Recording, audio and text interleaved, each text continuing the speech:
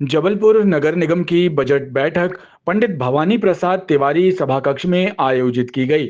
Budget में 1800 करोड़ रुपए की लागत से कई विकास कार्य किए जाने के प्रावधान किए गए हैं। महापौर जगत बहादुर सिंह अन्नू के मुताबिक भाजपा नगर सत्ता द्वारा तीसरा बजट पेश किया गया है। पिछले बजट में 1200 करोड़ की लागत से कई विकास कार्य किए गए थे, जिसमें सड़क, नाली निर्माण सहित अन्य कार्य हुए।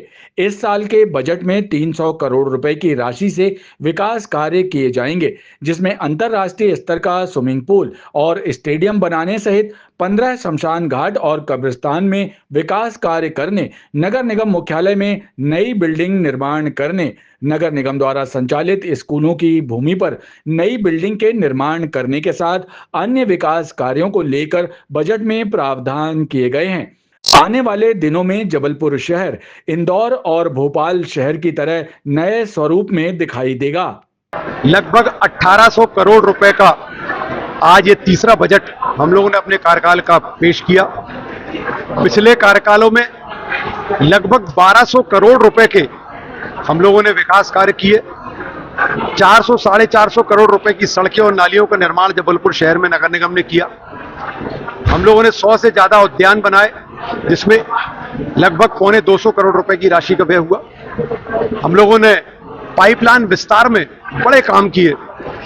इस तरीके से 1200 करोड़ से ज्यादा के खर्च इस कार्यकाल में हम लोग कर चुके हैं। आने वाले कार्यकाल जो बचा हुआ समय है उसमें लगभग 3000 करोड़ रुपए की राशि से विकास कार्य हम लोग जबलपुर शहर में करने जा रहे हैं और उसको बजट में हम लोगों ने शामिल किया है। इस वर्ष में बहुत सारी ऐसी चीजें जबलपुर शहर में हम लोगों को देखने मिलेगी जो ऐतिहासिक होंगी। चाहे बात पर्यावरण की हो, चाहे बात विकास की हो, चाहे बात एयर क्वालिटी को हो, चाहे जबलपुर शहर में एक आईपीएल खेलने के लिए क्रिकेट का स्टेडियम हो, चाहे हम लोग यहाँ पर बात करें एक बड़े नगर वन की, चाहे हम बात करें एक बड़े मैदान की, हम बात करें एक स्पोर्ट्स वाटर स्पोर्ट्स की, हम लोग सड़कों की बात करें, मार्केट की बात करें, ऐसे बहुत सारे कार्य। जल संकट में पहले से हम लोगों को बहुत राहत हुई है।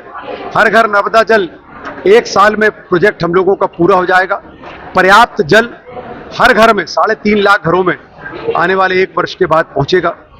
जल प्लावन से हम लोगों को बहुत पहले से राहत हुई है। हम लोग जल प्लावन से मुक्ति के लिए आगे प्रयासरत हैं और काम कर रहे हैं।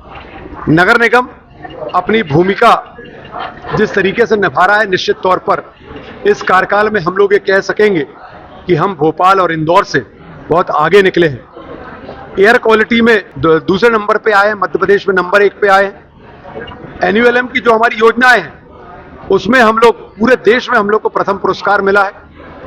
13वां स्थान पूरे देश में हम लोग को स्वच्छता में मिला था, जो इस बार और बेहतर होगा। नगर निगम अपनी भूमिका बहुत अच्छे से अदा कर रहा है और ये बजट ने, इस महत्वाकांक्षी बजट ने तय कर दिया कि आने वाले का इस कार्यकाल में 2.5 वर्ष जो हैं, इन 2.5 वर्षों में हमारा शहर भोपाल और इंदौर के समकक्ष आके खड़ा होगा या उससे आगे निकल जाएगा। नेता प्रतिपक्ष अमरीश मिश्रा का कहना है कि 1800 करोड़ रुपए का बजट महापौर द्वारा पेश किया गया है, जिस पर 16 अप्रैल से चर्चा की जाएगी।